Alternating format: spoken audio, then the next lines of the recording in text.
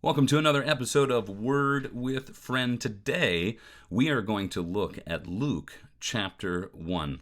And what's interesting about Luke chapter 1 is if you were to look at all of the other Gospels, Matthew, Mark, Luke, and John, Luke's opens up much differently than the other ones do. And the reason for that is because it seems as though, what Luke is doing, and all the other gospel writers did specifically write to, various people groups and things of that nature. But Luke seems to be writing to a specific person about what it is that he has understood and learned about who Jesus is. And I just want to walk through this real quick to kind of just show you, here's an opening chapter of a book of the Bible that maybe you hadn't realized had a lot more in it than you had first seen if you were to look at this. And so, and there's actually connections between this opening chapter of Luke and the book of Acts, which Luke also wrote. And so let me just kind of unpack this and walk through this a little bit to kind of show you some of the things that you might have missed your first time through. So first off, he starts in verse 1 by saying, "Many have undertaken to draw up an account of the things that have been fulfilled among us." And so when we look at that, many have undertaken. I imagine that he is familiar with what Matthew has written and what Mark has written. And so if you didn't know this, Matthew, Mark, Luke, and Matthew, Mark, and Luke are all what you could call the synoptic, there we go, Gospels. And so what they kind of did is they're all around the same time frame. And they kind of borrowed one another just to kind of do two things.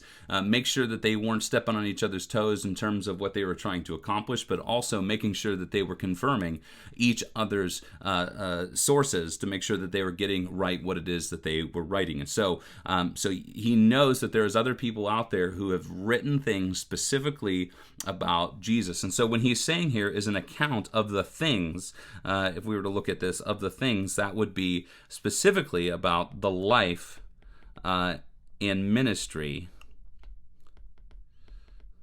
of Jesus. And by ministry, I also mean teaching, what he taught people, what he was attempting to accomplish, ultimately through his life, his death, and his resurrection, and the things that have been, he says, fulfilled among us. And so what Luke is likely referring to here is the prophecy. There is this the sense of which when you look at the Old Testament, there's a lot of stuff that's in there in the Hebrew Scriptures about this coming Messiah that everybody was longing and waiting for. And so obviously Luke is one of the people who believes that Jesus of Nazareth is the person that fulfills all of those things that they were waiting for. And then he goes on, he says in verse 2, he says, "Just as they were handed down to us from those who were first, from the first were eyewitnesses and servants of the word."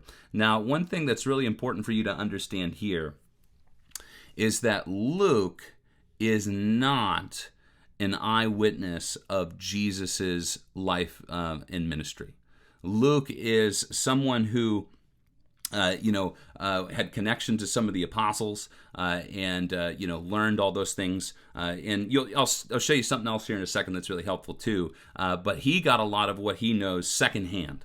But as we find out, he is pretty thorough with what he's trying to figure out. So he says, he was, they were handed down, which means that he did not have those first-hand accounts, and so he was not one of the first eyewitnesses and servants of the word. But then he says, which I like this, and I want to highlight this because this is really with this in mind. What he's saying here is with this in mind, since I am not a first-hand eyewitness that I didn't get to hand it down to other people, rather somebody handed it down to me. He has, and I love this, carefully investigated everything from the beginning. And so what he's saying here is that he has gone on this mission. And there's a lot of people and a lot of scholars that believe not only that Luke was a doctor, but he was also a historian. That he for that reason, there's a lot within, not only in the Gospel of Luke, of which he writes, but also in the book of Acts, which he also writes. And so he says, I have carefully investigated everything from the beginning, that he has put time, energy, effort, conversations into helping people understand the accuracy of what it is that he is about to write out to this particular person who we'll look at in a second. So he says, I too decided to write an orally account for you, most excellent Theophilus. So what he's saying here is Luke is saying, listen, I've got all these firsthand eyewitnesses telling me all these things, but I thought it was helpful for you, specifically this person Theophilus, for me to write something so that you, then he goes on to here, he says, so that you may, and this is such an important thing, you may know the certainty of the things that you have been taught.